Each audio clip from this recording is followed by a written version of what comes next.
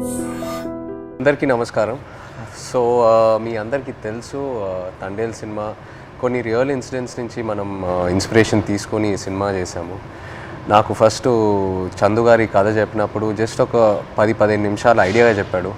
ఆ తర్వాత నేను శ్రీకాకుళంకి వెళ్ళి మత్స్యలేశంకి వెళ్ళి 22 మంది ఎవరైతే ఉన్నారో మత్స్యకారాలు వాళ్ళ నుంచి ఈ ఇన్సిడెంట్స్ బేస్ చేసుకొని సినిమా తీసామో వాళ్ళని వెళ్ళి కలవటం జరిగింది. సో కొంతమంది వాళ్ళు మనతో ఉన్నారు ఇక్కడ, మొన్న ఈవెంట్కి వచ్చారు హైదరాబాద్కి, and I'm happy to have them here. So వాళ్ళతో మాట్లాడి ఇంకా కొన్ని విషయాలు తెలుసుకుందాం. Hello, hi. సో అప్పుడు నాకు మీరు చెప్పింది ఏంటంటే మామూలుగా మీరు శ్రీకాకుళం నుంచి గుజరాత్ వరకు వెళ్ళి గుజరాత్లో అక్కడ బోట్లు తీసుకొని ఒక 9 నెలలు అలా సముద్రంలో అక్కడే ఏట పూర్తి చేసి మళ్ళీ తిరిగి మత్స్యలేశంకి వస్తారని. ఎందుకు గుజరాత్ వరకు ఎందుకు వెళ్తారు? అంటే మామూలుగా గుజరాత్ వరకు ఎందుకు వెళ్తున్నాం అంటే కారణం ఏంటంటే ఇక్కడ మనకి జిట్టీలు అందుబాటులో లేవు. ఓకే. అంటే ఇక్కడ ఏటకి వెళ్తుంటే అలలు పెద్ద కెరటాలు ఇరిగేస్తుంటాయి, దాని బోట్ల కింద ఉండిపోయి ప్రాణాలు కోల్పోతున్నాం. అయితే గుజరాత్లో ప్రతి 20 కిలోమీటర్లకి జట్టీలు ఉంటాయి అక్కడ.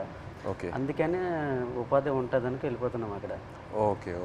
జీవనోపాధి కష్టపడడానికి వెళ్ళిపోతున్నాం. సో మీరు ఒకసారి అక్కడికి వెళ్ళాక ఒక నెల రోజులు సముద్రంలోనే ఉంటారా? ఒకసారి బోట్ తీసుకున్న తర్వాత నెల రోజులు సముద్రంలోనే ఉంటారు? నెల రోజులు ఉంటాం. లేకపోతే మీకు కంప్లీట్గా బోట్ డెక్ ఫుల్ అయిన తర్వాత తిరిగి వస్తారా? అది సముద్రంలో ఏటకి వెళ్తాం, చేపలు ఎక్కి పట్టిందంటే 20 రోజులకు వచ్చేస్తుంటాం. అంటే ఐస్ అంటారు కదా, ఐస్ అయిపోయిందంటే వచ్చేస్తాం. ఓకే. చేపలు ఎక్కువ దొరికితే ముందు వచ్చేస్తాం, దొరకలేదంటే అక్కడక్కడ పట్టుకుంటూ నెంబర్లు కొట్టుకుంటూ ఎత్తుకుంటూ పట్టుకుంటాం. కొద్దిగా లేట్ అవుతుంది. చేపలు దొరికామంటే హ్యాంగ్ వచ్చేస్తుంది జట్టికి. ఓకే. అండ్ మీరు అక్కడ సముద్రంలో ఉన్నప్పుడు సెల్ ఫోన్ కనెక్షను, ఇంటోతో మాట్లాడాలనుకున్నా, పిల్లలతో మాట్లాడాలనుకున్నా అలాంటి అవ్వదు, ఏ కనెక్షన్ ఉండదు? అవ్వదు. దగ్గరలో అవ్వద్దు. అంటే గుజరాత్ వేరే వాళ్ళు ఉంది కదా పోలబందర్ దగ్గర, దాని నెంబర్ కొడతాం. ఒక 200 కిలోమీటర్లు ఉందనుకో, ఆ స్టీరింగ్ పట్టుకుంటూ వస్తాం. దగ్గరలో ఒక 20-30 కిలోమీటర్లు టవర్ వస్తుంది మాకు. అప్పుడు పైన స్లాబ్ మీదకి వెళ్ళడం, చూడడం, టవర్ రావడం, మాట్లాడడం. ఒక్కొక్కసారి కట్ అయిపోద్ది, 2 ముక్కలు మాట్లాడడం, మళ్ళీ చేయడం, అలా ప్రయత్నిస్తుంటాం. అలాగా. ఓకే. బాగున్నారా? చాలా బాగా. పిల్లలు బాగుంటారా, ఎలా ఉన్నారు, అందరూ బాగుంటారా, అమ్మ నాన్న అట్లా ఉన్నప్పుడు అంటే ఎక్కడో చిన్న ఫీలింగ్ తట్టి ఉంటారు. తుఫాన్ అంటారు సడన్గా. గుజరాత్కి ఇలాగా టీవీలో చూస్తాం కదా, గుజరాత్కి తుఫాన్ ఉందని వస్తారు. తుఫాన్ ఎలాగుంటారు, ఎక్కడ ఏడ్ చేస్తారు అనేసి అనుకునేలోపు వీరు అక్కడ ఏది అందుబాటులో ఏ జట్టు ఉంటుంది, గోవా అవని మంగళూరు అవని ఏదో అవని, అక్కడికి వెళ్ళడము. అక్కడ బోట్ యాంకర్ అంటారు కదా, అదేసి అక్కడ ఉంటారనమాట జట్టి. అప్పుడు మాకు కాల్ చేస్తారు. అప్పుడు మాకు ధైర్యంగా ఉంటుంది, ఆ జట్టికి వస్తారు తుఫాను దొరకకంట అనేసి మాకు ధైర్యం ఉంటుంది అనమాట. మీరు రోజుకి చూస్తూనే ఉంటారు. ఎప్పుడు వస్తారు తుఫాన్ కదా గుజరాత్లో, ఎలా ఉంటారు, ఎప్పుడు జట్టికి వస్తారని చూస్తే వీళ్ళు ఫోన్ రావాలి, అమ్మాయ్యా వస్తారు అనే ఫీలింగ్ అనేది ఉంటుంది. సో మీరు ఫోన్ పక్కనే పెట్టుకుంటారా? ఫోన్ అయితే పక్కనే ఉంటుంది. తుఫాన్లు అయినప్పుడు అయితే కరెక్ట్గా వచ్చినప్పుడు ఫోన్ అయితే ఇంట్లోనే ఉంటుంది. ఎప్పుడు ఫోన్ చేస్తారో తెలియదు కదా. అదే ఏట్లో ఉన్నప్పుడు నార్మల్ టైం, తుఫాన్ లేని టైంలో ఏట్లో ఉంటారు కదా, 30 డేస్ అయ్యగల ఇంక కాల్ వస్తుంది, పక్కన పెట్టుకోండి. కాల్ 30 డేస్ కానీ 1 డే అవతలైనా ఇంకా టెన్షన్ అనమాట. ఎందుకు రాలేదు, ఏమైంది అని. సో టెన్షన్ అనేది వచ్చేస్తుంది అనమాట. ఒక్కొక్కసారి అయితే ఎమోషనల్ అయిపోతాం. మన సినిమాలో కూడా సాంగ్ మోంటాజెస్లో ఉంది కదా, the calendar where you keep. So ఆ 30 డేస్ అక్కడి నుంచే ఆ చిన్న ఆ మూమెంట్ తీసుకున్నాం మీరు చెప్పిన దాన్ని బట్టి. అంటే మనం ఫిల్మ్లో కూడా ఒక సీక్వెన్స్ ఎలా పెట్టాం, ఎన్ని రోజులు అయిపోయిన తర్వాత ఎలా కొంచెం చేతులు ఉణుగుతున్నాయో తెలుసా అని. సో ఒకవేళ 30 రోజుల్లో ఫోన్ రాకపోతే అంటే అక్కడ వాళ్ళని కాంటాక్ట్ చేయడానికి ఏదైనా మీకు ఎమర్జెన్సీలా ఏదైనా నంబర్ ఉందా? ఏమీ లేదు, ఏముండదు. సేట్తో మాట్లాడాలంటే సేట్లు ఉంటారు కదా వీళ్ళకి బోటుకి సంబంధించి, వాళ్ళతో మాట్లాడితే వాళ్ళ భాష మనకు తెలియదు. వాళ్ళ భాష తెలియదు కాబట్టి వాళ్ళకి మనం ఫోన్ చేయలేము. ఆ భాష వచ్చినంటే మన దగ్గర ఉంటారు. ఆ భాష వచ్చిన వాళ్ళందరూ గుజరాత్లో ఉంటారు కదా, జెంట్స్ మొత్తం గుజరాత్లో ఉంటారు. ఓన్లీ లేడీస్ ఇక్కడ ఏదో కూలి పని చేసుకొని చేపలు పట్టుకొని వెళ్ళి అమ్ముకోవడం, కానీ ఇక్కడ మా లేడీస్ ఉంటాం అంతే. మాకు ఇది తప్పించుకుని వేరే వృత్తి అయితే రాదు, చేపల వృత్తి. ఎప్పుడైనా ఇంత ఒక దేశానికి తెలిసిపోయింది ఇలాగా 22 మంది మత్స్యకారులు దొరికిపోయారని. కానీ మళ్ళీ మేము అదే గుజరాత్కి వెళ్తాం వేట చేయడానికి తప్పదా, మాకు అదే ఉపాధి అంతే. మీకు ఎలా తెలిసింది ఆ రోజు ఎలా వాళ్ళు అక్కడ దొరికిపోయారు అనేది? నేను 7 మంత్ ప్రెగ్నెంట్ పాప అప్పుడు కడుపులో ఉంది. కూర్చున్న అలా ఫోన్ వస్తుంది, 29 days అయింది అప్పటికి. ఫోన్ వస్తుందని ఇలాగ కూర్చున్నా, మా పెద్ద పాప పక్కన పెట్టుకొని. మా అమ్మకి కానీ చెప్తానని మీ అల్లుడు వస్తారు ఇలాగ యాట్ నుంచి ఫోన్ చేస్తారమ్మా చెప్పిన తర్వాత సరేలేని కూర్చున్నాను. ఫోన్ రాలే. ఉదయం మార్నింగ్ 10 అయింది, వేరే వాళ్ళు ఫోన్ చేశారనమాట నా మొబైల్కి, ఇలాగ మీ ఆయన పాకిస్తాన్కి దొరికిపోయారట అనేసి. వేరే వాళ్ళంటే ఎవరు ఫోన్ చేశారు? అదే గుజరాత్ నుంచి, మా ఊరు నుంచి వలస వెళ్ళారు కదా, అక్కడి నుంచో ఒక బోటు జట్టికి వచ్చింది. వీళ్ళు దొరికిపోవడం చూసిన బోట్ అది, కలర్ చూసారు ఆ బోటులో ఉన్నోళ్ళు, మీ ఆయనకి పాకిస్తాన్లో పట్టుకుని వెళ్ళిపోయారు అని చూసిన వాళ్ళు నాకు వచ్చి ఫోన్ చేసి చెప్పారు. ఓకే. చెప్పిన తర్వాత అవును అన్నట్టు అసలు ఏడుపు కూడా రాలేదు, అలా కన్నీళ్ళు ఇంకిపోయేవి. ఎలాగా పాకిస్తాన్ అంటే మామూలుగా చిన్నప్పటి నుంచి పాకిస్తాన్ అంటే ఏదో భయం మాకు అనమాట. చిన్నప్పటి నుంచి పాకిస్తాన్కి మనకి యుద్ధాలు ఏదో వినేవారు, అలాంటప్పుడు పాకిస్తాన్ అంటే భయం మనకి. అలాంటిది పాకిస్తాన్కి దొరికిపోవడం ఏంటి, ఏం చేస్తారు ఏమో, చంపేస్తారేమో, ఉగ్రవాదులకి గట్రా పేల్చుకోవడం చంపేయడం విన్నాం కదా, ఏమో చంపేస్తారేమో నీటిలో ఉండే అదో టెన్షను. అలాగా కూర్చొని అందరం ఫ్యామిలీ మొత్తం ఏ ఊర్లో వాళ్ళకి సంబంధించిన వాళ్ళు, మా ఊర్లో అయితే 7 ఉన్నారు, మా పంచాయతీలో సంబంధించిన 7 మా దగ్గర కూర్చొని ఏమైంది అనేసి అంటే, ఒక అబ్బాయి భాష వచ్చిన గుజరాతీ భాష ఆడిన అబ్బాయికి మేము వీళ్ళు సేటు ఉంటారు రామారావు వాళ్ళ సేటు, వాళ్ళ సేటుకి ఫోన్ చేయించాం. అడగండి ఒకసారి ఏమైంది ఆ సీటుకి అంటే, వాళ్ళు ఫోన్ చేసి అడిగారనమాట ఏమైంది, ఆ పాకిస్తాన్ వాళ్ళు పట్టుకెళ్ళిపోయారంట, ఏమైంది సేట్ అని అడిగితే అతనే పట్టుకుని వెళ్ళిపోయారు, నీటిలో ఉంచారని చెప్పారు. ఇంకా మాకైతే ఎలాగ వస్తారు అనేసి, ఎలాగ ఆలోచించాలి, ఎక్కడికి వెళ్ళాలి, ఎలాగ తీసుకురావాలి అనేసి ఒక ఎమోషనల్ అయితే మామూలు కాదు. 22 మెంబర్స్ అంటే చిన్నపిల్లలు, అప్పుడే మ్యారేజ్ అయిన అబ్బాయి అక్కడే ఉన్నాడు, నేను కడుపుతో ఉన్నాను, 2 పిల్లలు, ఒక భర్త దొరుకుకున్న ఆవిడ కూడా ఇంకా ఆ బాధ వేరే, 2 బిడ్డలు ఒక భర్త అంటే ఇంకా ఆ ఎమోషన్ అయితే ఇంకా వేరే. అందరం ఇంకా అంతే, ఏం చేయాలని ఆలోచనతో ఓ 1 month వరకు అలా ఉన్నాం.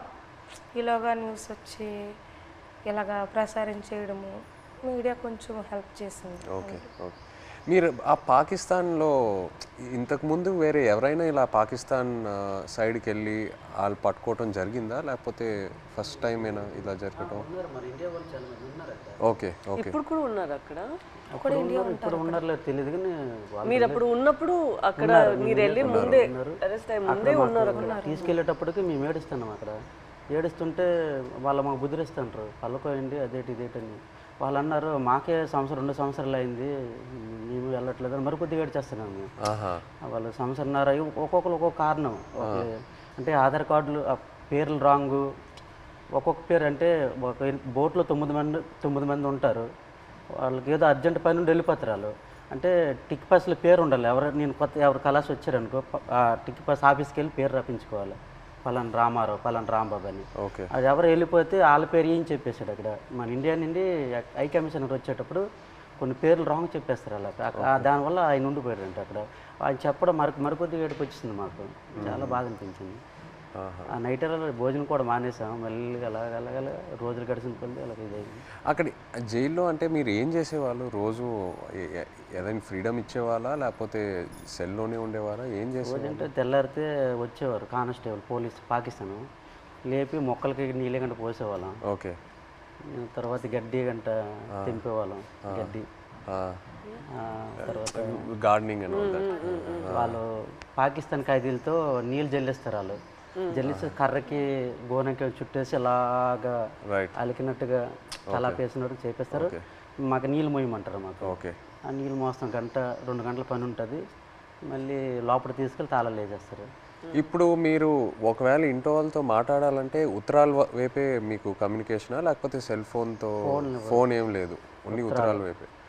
అండ్ అది పంపించడానికి ఎంతసేపు పట్టేది? మీరు ఒకసారి రాసిన తర్వాత, ఉత్తరం రాసిన తర్వాత వెళ్ళి మత్స్యలేశం చేరడానికి ఎంత టైం పట్టేది?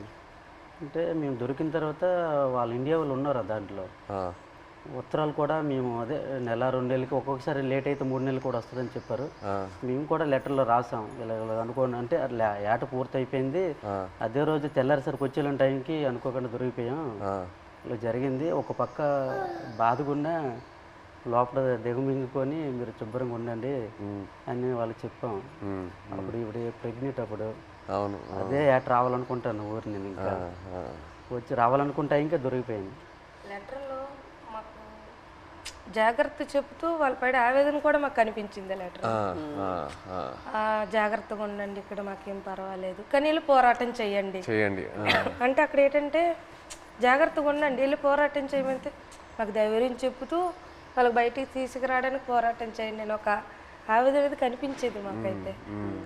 ప్రెగ్నెన్సీ కదా అయినా సరే ధైర్యం చేసి వెళ్ళేదాన్ని, ఎక్కడ పొలిటీషియన్ మీటింగ్లు ఉన్నా సరే వెళ్ళేది. ఏమో సింపతి ఉంటుందేమో, అరే ప్రెగ్నెన్సీ కదా లేడీ కదా పాపం వాళ్ళ హస్బెండ్ దొరికిపోయారు అనేసి ఒక సింపతి ఉంటుందని ధైర్యం చేసి వెళ్ళిపోయేదాన్ని. ఓహో మీరు వెళ్ళిపోయారు. నేను వెళ్ళిపోయేదాన్ని, తను ఆల్ ద పొలిటికల్ అన్ని దగ్గరికి వెళ్ళిపోయేదాన్ని. అందరూ మీ హస్బెండా కడుపుతో ఉన్నావా అయ్యో పాపం అనేవారు. ఏమో సింపతి ఉంటుంది కదా సార్, అంటే వీళ్ళకి అక్కడికి తీసుకెళ్దాం ఢిల్లీ వరకైనా తీసుకెళ్దాం అంటే సింపతి ఉంటుందేమో అనేసి నేను గర్భవతితో ఉన్నప్పుడు కూడా వెళ్ళేదాన్ని. 9 months వరకు నేను డెలివరీ ముందు వరకు కూడా నేను పోరాటం చేశాను వాళ్ళు రావాలని. అంతే. సో మీరు అక్కడ ఆంధ్రాలో తిరిగారు ఇలా పొలిటికల్ మీటింగ్స్ ఏదైనా ఉంటే, ఆ తర్వాత గుజరాత్ వరకు కూడా వెళ్ళారు కదా? ఢిల్లీ వరకు వెళ్ళారు. గుజరాత్కి వెళ్ళా స్టేట్ దగ్గర ఢిల్లీ వరకు వెళ్ళారు. స్టేట్లకి ఫోన్ల వరకే, గుజరాత్ వెళ్ళలేదు. డెలివరీ అయిపోయిన తర్వాత 20 days పాపకి 20 days పాపకి ఇంటి దగ్గర వదిలేసి దాన్ని ఢిల్లీ వెళ్ళాం.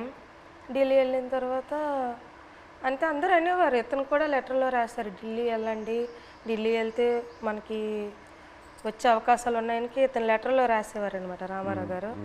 సరేలే ఢిల్లీ కొంచెం అది పేద పరిస్థితి కదా సార్, ఢిల్లీ అంటే మాకు తెలియదు, భాష తెలియదు, ఎలాగెళ్ళాలో తెలియదు. అలాగ ఉన్నప్పుడు కొంతమంది అదే పొలిటీషియన్ వచ్చి ఇలాగ రండి అక్కడ మీకు పని జరుగుతుంది ఏం అవ్వదు గైడ్ చేయడానికి ఒక అతను వచ్చి వెళ్ళండి అంటే సరేలే ఇంత పోరాటం చేసి ఇదే చేయలేమా అనేసి ధైర్యం చేసి వెళ్ళాం ఢిల్లీ. వెళ్ళిన తర్వాత అక్కడే ఢిల్లీ వెళ్ళిన తర్వాతే వీళ్ళు బయటకు వచ్చారు. అంతవరకు ఆ 14 నెలలు అక్కడే ఉన్నారు. అతను అంబాసిడర్తో మాట్లాడడం కానీ ఉన్నారనడం కానీ. మెయిన్ మాకు బాధ కలిగించింది ఏంటంటే పుల్వామా దాడి. ఆ దాడి ఇలాగ మార్నింగ్ ఇలాగ టీవీ వేసాను, ఇలాగ మన ఇండియన్ ఆర్మీకి ఇలాగ ఉగ్రవాదులు చంపేశారు, ఆత్మహత్య దాడి అయిందని తర్వాత అవునా ఎందుకు అనేసి వీళ్ళకి ఏం చేస్తారని ఇదో బాధ. మళ్ళీ అక్కడ మరి ఇండియన్స్ ఉన్నారు కదా సార్, ఏం చేస్తారని బాధలు ఉండేప్పటికీ లెటర్స్ అయిపోయి 3 months. వచ్చిన లెటర్స్ బాగానే వచ్చి పుల్వామా దాడికి ముందు లెటర్స్ కంటిన్యూ అయ్యాయి. మేము పంపించింది అతనికి వెళ్ళేది, అతను పంపించింది మాకు వచ్చేది. కానీ పుల్వామా దాడి తర్వాత స్టాప్ అయిపోయింది. 3 months వరకు ఒక్క లెటర్ రాలే. ఇంకా మాకు ఇంకా టెన్షన్ ఇంకా ఎక్కువైపోయింది, అదో బాధ అనేసి ఇలాగా మరి ఇంకా లేదు ఉండొద్దు ఎక్కడ ఢిల్లీ వెళ్ళిపోతాం అనుకుని అందరం 22 ఉమెన్స్ అందరూ ఇంకా లేదు పదండి అనేసి 22 మంది వెళ్ళిపోదాం లేదు ఇంత మా ఓన్ డబ్బులు అనుకుని పదండి అనేసి ముందడుగు వేస్తాం అంతే. ముందడుగు వేసుకుని వెళ్ళిపోయామంతే. వచ్చిందో రాందో వెళ్ళాం. అక్కడికి వెళ్ళిన తర్వాత జయశంకర్ అని విదేశాంగ మంత్రికి కల్పించారు. ఇంగ్లీష్ రాదు కదా, ఏదో మా తెలిసిన భాషలు అంటే అతను మా కన్నీళ్ళు చూసి అతనికి అర్థమైపోయింది అనమాట. ఓ ఇంత బాధపడుతున్నారని ఏడుస్తాను. మా ఆవేదన చెప్తూ మా కళ్ళని నీరు వచ్చేస్తుంది. అది చూసి పాపం అతను తట్టుకోలేకపోయారు. వెంటనే ఫోన్ పాకిస్తాన్ చేశారు. మన ఇండియా అంబాసిడర్ చేసిన తర్వాత పర్లేదు ఉన్నారు ఇలాగ వస్తారు అని చెప్పారు. జనవరి కల్లా వచ్చేస్తారు అన్నారు. మా దగ్గర చెప్పారు జనవరి కల్లా వచ్చేస్తారు, రాకపోతే మీకే పాకిస్తాన్ నేను తీసుకెళ్తాను, నేను భరోసా ఇస్తానని మాట ఇచ్చిన తర్వాత అప్పుడు ఇంకా హ్యాపీ అంతే. అతను అన్నట్టు జనవరి కల్లా మాకు ఫస్ట్ కల్లా అక్కడి నుంచి లిస్ట్ వస్తుంది అనమాట. గనగల రామారావుకి వాళ్ళ భాష వేరే కదా సార్, గనగల రామారావు గుణగల్ల రామారావు, కేసుమర్రికి కసమర్రయ్య అన్నట్టు పేరు ఓహో మీ పేరు కరెక్ట్గా వేయలేదా? లేదు సార్ ఆ లిస్ట్ కూడా రాంగ్ వచ్చింది అనమాట. గనగల రామారావుకి గంగల్ రామారావు. సో మీరు కన్ఫ్యూజ్ అయిపోయారా ఎవరు అక్కడ ఎవరు ఉన్నారు ఏంటి? సరేలే అది ఉర్దూ బస్ కదా ఏమో ఇలాగ తెలియపు ఇలాగ రాశారేమో అని మాకు మేము ఆలోచించుకొని వచ్చేస్తారు అన్నట్టు. మీకు ఆ టైంలో ఎలా అనిపించింది? సడన్ గా భయం వేసింది. పేరు డిఫరెంట్గా ఉన్నప్పుడు 22 మందిలో 21 మంది వెళ్ళిపోయి నన్ను వదిలేస్తారేటని ఒక ఇది. వీళ్ళు కావాలని వాళ్ళకి రాస్తారేటో చెప్పలేం. పాకిస్తాన్ ఓన్లీ మీ పేరే తప్పేశారా? అందరివి ఉన్నాం, ఓకే అందరివి అందరివి ఏదో ఒక తప్పు. కొంతమంది అక్కడక్కడ పేరు గనగల రామారావుకి గంగల్ రామారావు వచ్చింది. గంగల్ రామారావు వస్తే మరి పేరు డిఫరెంట్ అయితే ఖచ్చితంగా వదిలేస్తారని ఇండియా వాళ్ళు అంటుంటారు. ఇంతకుముందు ఉన్నవాళ్ళు పాత వాళ్ళు. నాకైతే రాత్రి ఇద్దరు రాలేదు. 22 మందిలో 22 నా పేరు రాకపోతే నాకు వదిలేస్తే నాకు నిద్ర పట్టట్లేదు, తినాలనిపించట్లేదు. అప్పటికే 14-15 నెలలు అయిపోయింది, సంవత్సరం దాడిపోయింది. అప్పటికి ఇలాగ అయిపోయాను, సన్నంగా అయిపోయాను. వాళ్ళు ఏదో చపాతీలో అంటే ఏదో కలుపుతారంట అక్కడ జైల్లో. అదేదో మనకి ఏదో బరువు మోయాలని మోయలేమంట, ఆవేశం వచ్చేస్తుందంట. వాళ్ళు చెప్పిన మాటలే అప్పటికే సన్నంగా అయిపోయాను. తర్వాత నోటంటే కూడా బ్లడ్ వచ్చేస్తుంది. ఏమంటే టెస్టులు చేస్తే వేడి వల్ల అన్నారు, ప్రాబ్లం లేదంటే కొద్దిగా ఆపేయకుండా ఉన్నారు. అలాంటి చాలా భయం వేసేది. అలాగే పుల్వామా టైంలో మీరు అక్కడ ఒక కన్ఫ్యూషన్ లాగా ఏమైనా అయిపోయిందా మీకు? అయిపోయింది మరి. ఏదో వేరే సెల్లో పెట్టేవారంట అక్కడ, ఏదైనా బయట ప్రమాదం ఏదైనా జరిగితే. అంటే బీహార్ జైల్లో ఒక పాకిస్తాన్ ఖైదీకి ఇండియా వాడు చంపేశారని తెలిసింది మాకు. అక్కడ జైల్లో టీవీ ఉంది మాకు చూస్తుండగా. చంపేస్తే మాకు తెలీదు. మాకు 4 రూమ్లలో అందరికి ఒక్క రూమ్లో బంధించేస్తుంటారు. బ్యాగులకి నైన్గా పట్టుకొని ఒక రూమ్లో తీసుకెళ్ళి ఇంకోటి బాంబు వేసేస్తారు, మనం చంపేస్తారని అంటే ఇంకొకడు. చాలా భయం వేసేస్తుంది. అప్పుడు ఇంకో అందులో కానిస్టేబుల్ ఉంటారు కదా కొందరు పాకిస్తాన్ వాళ్ళు, ఆయన లేదు అక్కడ మీ ఇండియా కూడా మా పాకిస్తాన్ ఖైదీ చంపేశాడు కదా, ఇక్కడ మీ వాళ్ళకి ఏం జరగకంటే మీరు అందరికీ ఒక రూమ్లో పెడతాను, మీరు జడవద్దని చెప్పాడు. అప్పుడు కొద్దిగా ఊపిరి పీల్చుకున్నాం. అలా జరిగింది. అండ్ మీకు జైల్లో ఇప్పుడు డబ్బుల్లా ఇప్పుడు ఈ ఉత్తరాలు పంపించడానికి ఆ అమౌంట్ ఎలా మీకు వచ్చేది? పెన్నుల మీద పేర్లు చేస్తాను నేను, ఒక్కొక్కరు ఒక్కొక్క పని నేర్చుకున్నాం. నాకైతే 2 వారాలు పట్టింది టైం. ఓకే. ఇప్పుడు నాకు చైతన్య పెన్ను ఉంటుంది, పైన దారంతో నాకు చైతన్య పేరు వచ్చేస్తుంది. కింద సాయిపల్లి అంటే ఒక పెన్ను మీద 2 పేర్లు రాస్తే 2 పేర్లకు 200 ఇస్తారు. ఒక పేరు అయితే 100 రూపాయలు ఇస్తారు. అలాగే రోజుకి 5-6 పెన్నులు అలా చేసేవాడిని. ఆ పెన్నులు వాళ్ళకి ఇస్తే ఖైదీలు ఏడు చేస్తారు, వాళ్ళకి బెయిల్ మీద వెళ్తారు కదా కోర్టుకి, వాళ్ళ ఫ్యామిలీకి ఇస్తారు కదా. ఆ డబ్బులతోటి మేము ఏంటంటే అప్పుడప్పుడు ఏదో గుడ్లు తెచ్చుకొని కానీ మాంసం కానీ తినడం కానీ, 22 మందికి మన మెయిన్ లీడర్ని కదా, వాళ్ళ గెడ్డలకు కానీ వాళ్ళ రింకిలకు కానీ బిస్కెట్లకు కానీ ముసలి వాళ్ళకి తెలియదు కదా, వాళ్ళకి డబ్బులు ఇచ్చేవాడిని గెడ్డలకి. సో ఒక్క ఉత్తరం పంపించడానికి ఎంత అయ్యేది మీకు? అంటే ఒక 200-300-500 అంటే మా డబ్బులు ఉండవని తెలిసి ఏవో ఖర్చులు మట్టుకు పనులు చేస్తుంటాం. వాళ్ళకి ఇచ్చి వాళ్ళకి అంటే ఎన్ని పేజీలు రాయొచ్చు ఒకసారి? ఎన్ని పేజీలు పంపించచ్చు ఉత్తరం? అంటే వైట్ పేపర్ మీద రాసి లోపల కవర్లో పెడతాం మేము. మినిమం రెండు పేపర్లు 22 మంది 2 పేపర్లో రాసి పంపించాలి. అంటే ఇద్దరేసిది ఒక్కో ఉత్తరం ఉంటుంది. 22 మంది ఎవరిదా ఇద్దరు జాయింట్ పడేవాళ్ళం. ఓకే. ఇంకా డబ్బులు లేనప్పుడు సర్దుకుంటేవాళ్ళం. అలాగే ఇటు పెట్టి అలాగే అడ్జస్ట్మెంట్ అయ్యేవాళ్ళం. మీరు ఒక్కొక్కరికి ఈ ట్రిప్ అయితే నువ్వు లెటర్ పంపిస్తే నెక్స్ట్ ట్రిప్ నేను పంపుతాను. మళ్ళీ మాకు కాంప్రమైజ్ అయ్యి అడ్జస్ట్ చేసుకునేవాళ్ళం. ఓకే. అండ్ మీ పాప ఫోటో ఫస్ట్ టైం ఎలా చూసారు అక్కడ? అంటే పేపర్లో కటింగ్ చేసి ఉత్తరాలు పెట్టేసి పంపించారు ఆవిడ.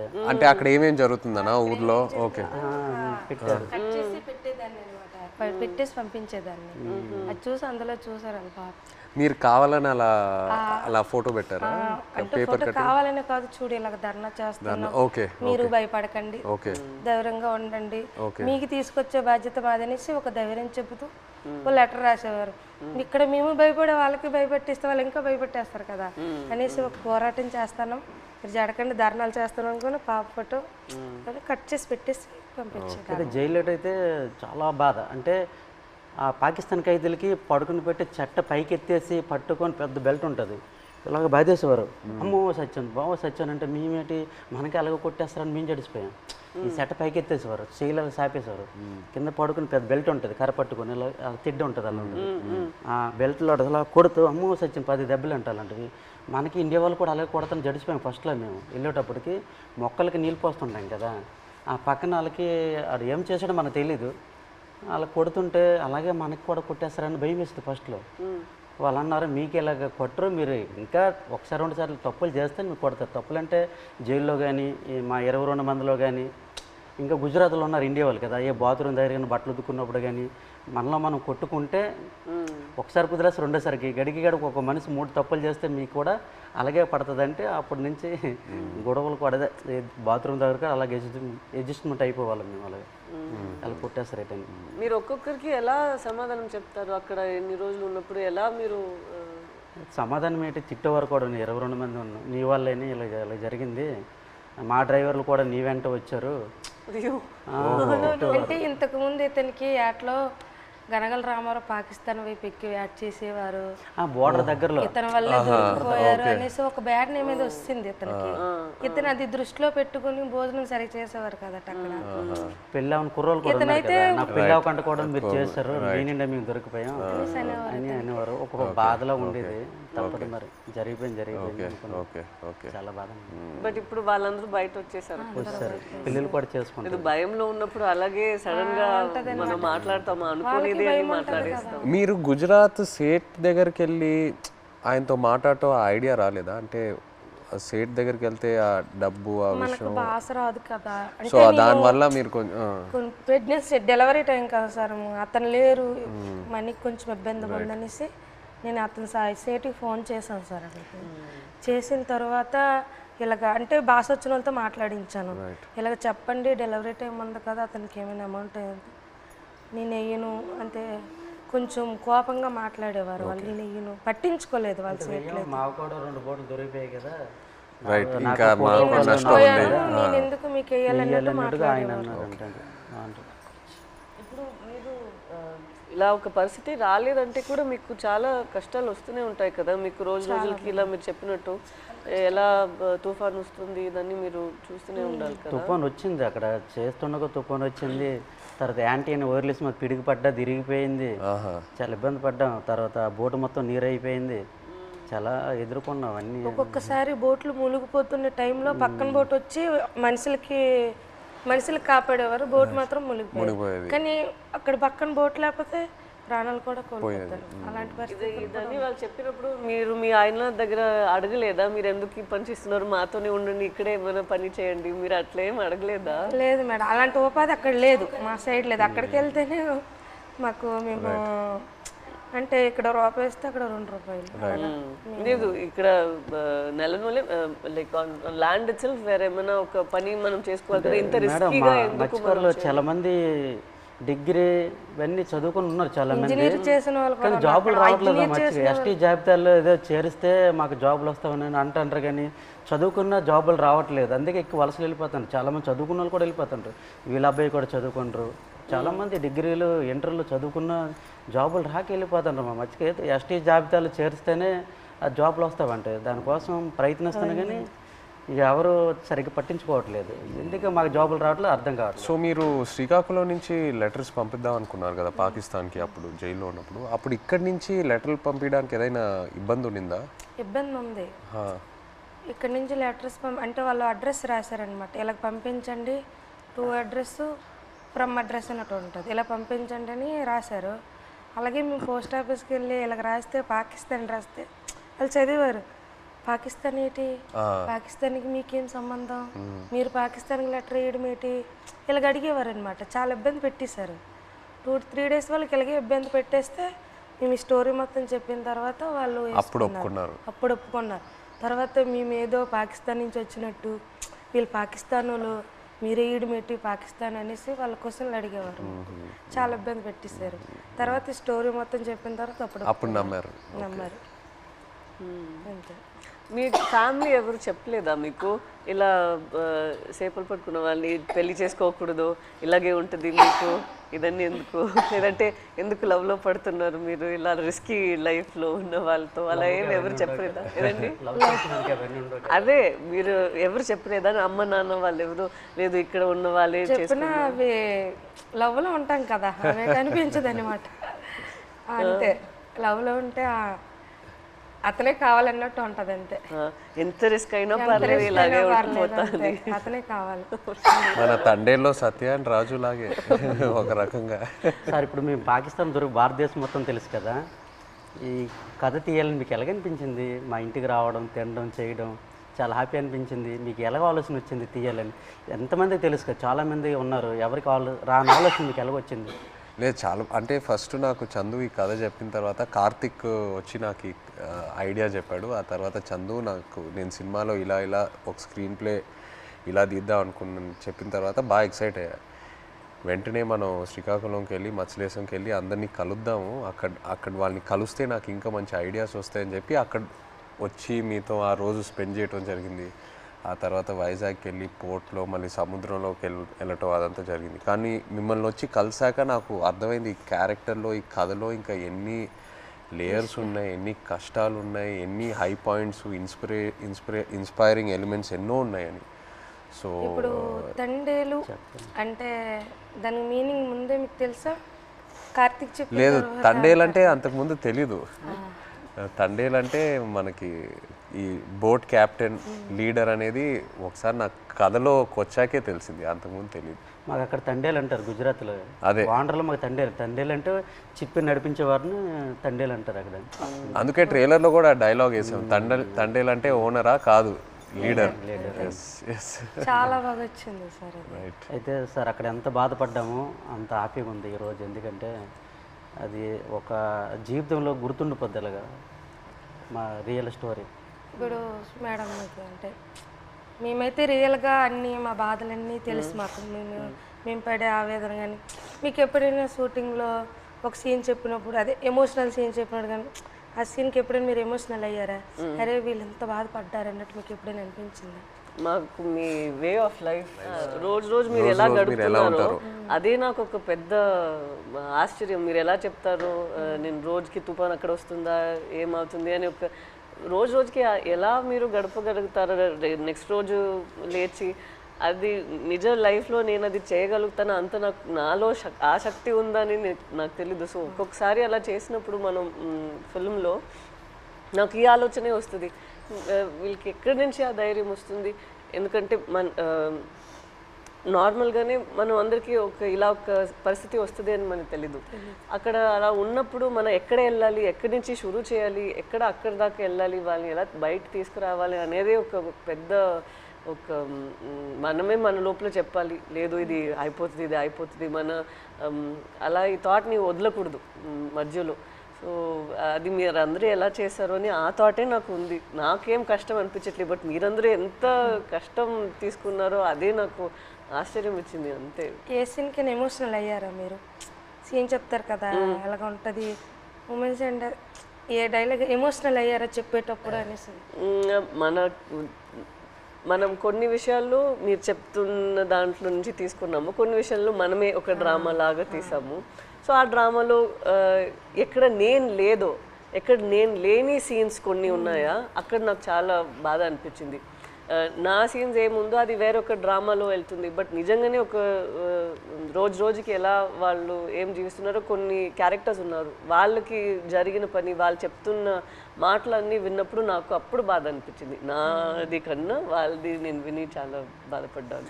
మీరు ఢిల్లీ వెళ్ళటం ఆ ఎపిసోడ్స్ మీరు నాకు శ్రీకాకుళంలో చెప్పినప్పుడు బాగా ఎమోషనల్గా అనిపించినాయి. మీరు ఢిల్లీకి వెళ్ళి ఎలా పోరాడారో అక్కడ. అండ్ అది కాకుండా ఇంకోటి నాకు చెప్పారు, సముద్రంలో ఉన్నప్పుడు ఒక పెద్ద షిప్ వచ్చి మీద ఒక చిన్న బోట్ అలా కొట్టుకొని అలా వెళ్ళిపోయింది కదా, అది చెప్పినప్పుడు నాకు నిజంగా చాలా ఆశ్చర్యంగా అనిపించింది. కొట్టుకొని పోయి అసలు ఆగలేదు కదా, కొట్టుకొని అలా వెళ్ళిపోయారు కదా. పెద్దది కదా. అందరూ they like one community, so United. And I think మీలో ఉన్న శక్తి మీరందరూ కలిసి ఒకేలాగా ఉన్నారు కదా, లైక్ వన్ ఫ్యామిలీ. ఒక ఫ్యామిలీ అర్థమైంది, బట్ మీరు అందరి ఒకే ఫ్యామిలీ కదా. సో ఒక్కరికి ఇది జరిగిందంటే అందరికి అది జరిగినట్టే. ఏ ఫ్యామిలీకి అలా జరగకూడదు. మా ఫ్యామిలీలో ఒకేసారి దొరికిపోవడం అంటే చాలా బాధాకర విషయం. నేను డ్రైవర్ మెయిన్ తండ్రి కనుక ఆ లైన్కి బోటప్ చెప్పినట్టు మా బావగారు, తర్వాత మా ఎర్రీకి బామ్మర్దే అంటే అన్నయ్య, నేను బోట్ ఆఫ్ చెప్పాను. ఈ బోట్ ఆఫ్ చెప్పిన ఓనర్లు అంతా నా వెనక పంపించారు. ఈ రామారావు ఎక్కి చేపలు పడతాడు, ఈ వెనకెతలు వెళ్ళండి చేపలు ఎక్కి దొరికితే అనుకుని నాకు వెనకాల పంపించడం, దొరికిపోవడం చాలా బాధాకరమైన విషయం. ఇలా జరుగుతాను అనుకోలేదు. సో లాస్ట్ క్వశ్చన్ అంటే తండేల్ 2 ఉందా?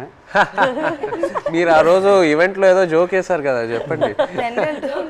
ఇంకోసారి పాకిస్తాన్కి దొరకాలి, అప్పుడు స్టోరీ అంటే ఒక కోరిక తండేల్ 2 ఉంటే ఖచ్చితంగా ఒక తమ్ముడుగా యాక్టింగ్ చేయాలని ఓకే రైట్. కోరిక మటుకు నెరవేర్చాలి. అయితే పాకిస్తాన్ దొరకడం దొరకకు ఈసారి మీరు ఇంకా ఢిల్లీ అంతా వెళ్ళరా? తిరిగే శక్తి బోల్డ్ కథ ఉంది. ఇంకా అక్కడ వచ్చేసరికి ఇంకా ఇక్కడ ట్రావెల్ పడ్డాం. రైటర్ ఒక సంవత్సరం పాటు మేము వెనకాల ట్రావెల్, ప్రతిదీ తిన్నా ఏం చేశారు ఏమిటి అనేది ఒక సంవత్సరం పాటు ఫోన్ కాల్. అదే ఇక్కడ పాకిస్తాన్ వచ్చేసరికి ఇక్కడ అప్పటికి 7 సంవత్సరాలు అవుతుంది. ఇప్పుడు చాలా ఉన్నాయి కదా, ఇంకా ఇక్కడ తండేల్ 2లో కూడా ఇంకా బోల్డ్ కథ ఉంటుంది. కానీ ఈసారి ఫైట్ చేయాలంటున్నారు కదా మీరు వెళ్ళి అక్కడ నుండి ఇక్కడికి వచ్చేసరికి నేనేం చేశాను ఇంకా బోల్డ్ అని ఇంకా స్టోరీ ఉంది. ఇంకా ఖచ్చితంగా ఇది చెప్పండి మాకు జీవితంలో ఇది గుర్తుండిపోతుంది. నచ్చిన విషయం ఏంటంటే సార్ మీరు ఉన్నారు కదా, ఆ డ్రెస్సింగ్ స్టైల్ కానీ ఎప్పుడు మీకు ఏ సినిమాలో అలా చూడలేదు. ఆ చినిగిపోయిన సెట్ కానీ ఆ డ్రెస్సింగ్ స్టైల్ కానీ అనకాపల్లిలో ఒక షూటింగ్ ఉంది కదా, అక్కడికి వచ్చాము. అవును అక్కడ చూసి నేను షాక్ అయిపోయాను. అదే ఏ సినిమాలో చూడలే అసలు. అలా ఇమిడిపోయారు సార్ మీరైతే.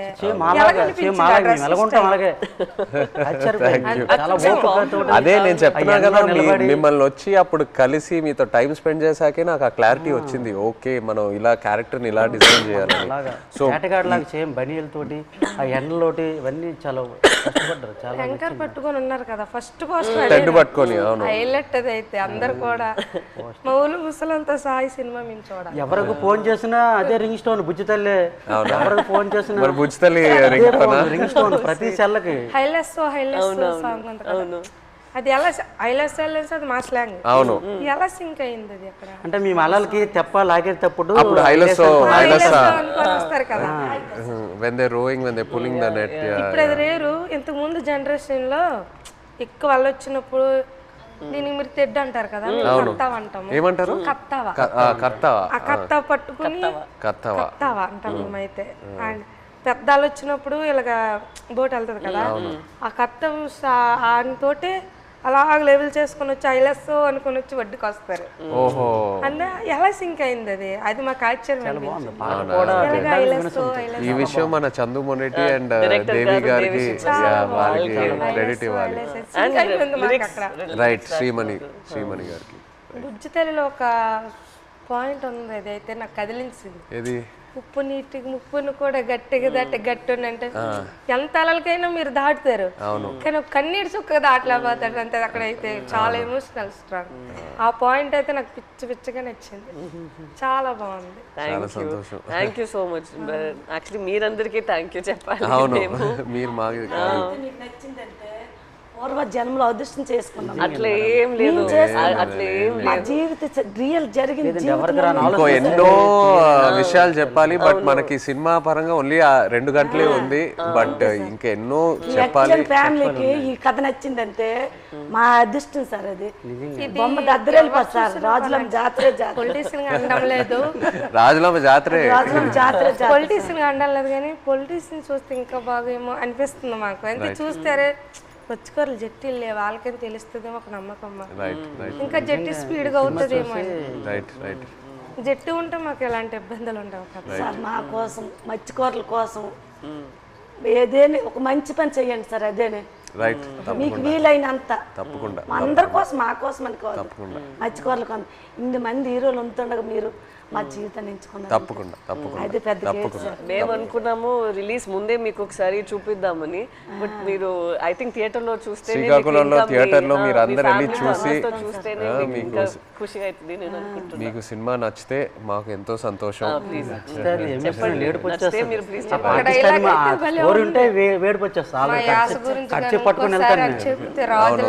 అది మిమ్మల్ని మైండ్ లో పెట్టుకొని చేస్తాం. అవునా? జరిగింది. ఇప్పుడు మేము చేపలు సార్, మా యాస వేరే ఉంటుంది. వాళ్ళు అక్కడ ఉంటుందిరా అనడానికి అక్కడ ఉంటుందిరా అనేసి మా భాష వేరే ఉంటుంది.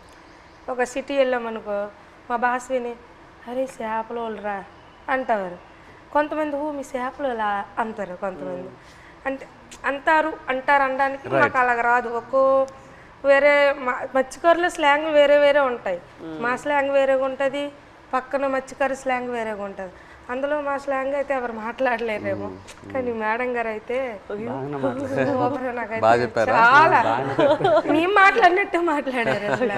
ఇది హైలైట్, భయం. నేను ఫుల్ టైం అదే ఆలోచిస్తాను. హైలైట్ మేడం గారు. మేము అలాగే మాట్లాడతాం, ఉంటుందిరా అలాంటి వెళ్దాం రా అన్నట్టే మేడం గారు. చాలా థ్యాంక్ యూ సో మచ్. ఇది నాకు పెద్ద compliment. Thank you very much. Success meet మాత్రం శ్రీకాకుళం అది నా ప్రామిస్. సినిమా రిలీజ్ తర్వాత సక్సెస్ మీట్ కి మేము శ్రీకాకుళమే వస్తున్నాము.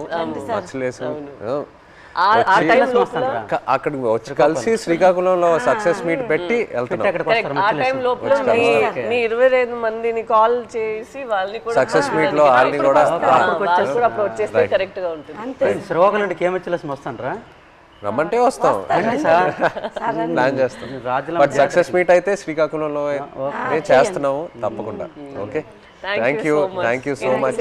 మాతో మీరు కలిసి ఇంత షేర్ చేశారు. Again thank you so much.